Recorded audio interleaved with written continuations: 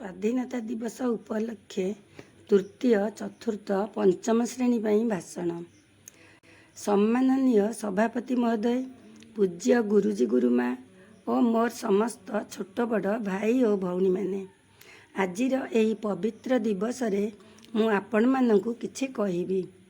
ପିଞ୍ଜରାବଦ୍ଧ ପକ୍ଷୀଟିର ସ୍ୱାଧୀନତା ନଥାଏ।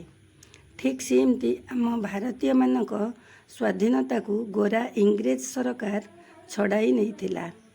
ବେପାର କରିବାର ଛଳନାରେ ଆସି ସରଳ ନିରୀହ ଭାରତୀୟଙ୍କ ଶାସନ ଗାଦିରେ ବସି ଭାରତୀୟଙ୍କ ଉପରେ ଅକଥନୀୟ ଅତ୍ୟାଚାର କଲା। ଆମ ଦେଶର ଧନ ସମ୍ପତ୍ତି ତାଙ୍କ ଦେଶକୁ ଲୁଟି ନେଲା। ଇଂରେଜମାନଙ୍କ ଅତ୍ୟାଚାର ଦିନକୁ ଦିନ ବଢ଼ି ଚାଲିଲା।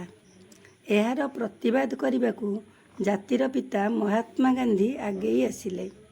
ଭାରତୀୟମାନଙ୍କୁ ଏକାଠି କରି ଇଂରେଜ ବିରୁଦ୍ଧରେ ସ୍ୱର ଉତ୍ତୋଳନ କଲେ। ଏହାର ପ୍ରତିବାଦରେ ଇଂରେଜ ସରକାର ସ୍ୱାଧୀନତା ସଂଗ୍ରାମୀମାନଙ୍କୁ ଚାବୁକ ପ୍ରହାର ଦେଇ ବନ୍ଦୀ କରି ରଖି ଅନେକ କଷଣ ଦେଲା।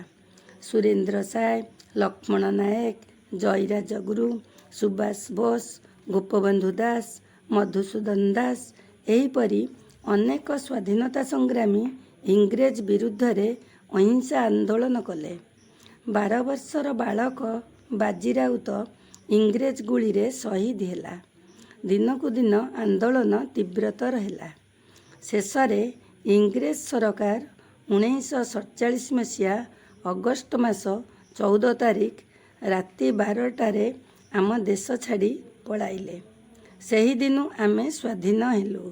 ତ୍ରିରଙ୍ଗା ଉଡ଼ାଇ ଜାତୀୟ ସଙ୍ଗୀତ ଗାନ କରି ଅମର ଶହୀଦମାନଙ୍କ ନାମରେ ସ୍ଲୋଗାନ ଦେଉ। ଏହି ପବିତ୍ର ଦିବସ ପ୍ରତିବର୍ଷ ଅଗଷ୍ଟ ମାସ 15 ତାରିଖକୁ ସ୍ୱାଧୀନତା ଦିବସ ନାମରେ ପାଳନ କରୁ। ଶେଷରେ ମୋର ଭାରତ ମାତାକୁ, ତ୍ରିରଙ୍ଗା ପତାକାକୁ, ଅମର ଶହୀଦମାନଙ୍କୁ ପ୍ରଣାମ ଜଣାଇ ମୋର ବକ୍ତବ୍ୟ ଶେଷ କରୁଛି। ବନ୍ଦେ ଭାରତ ମାତା।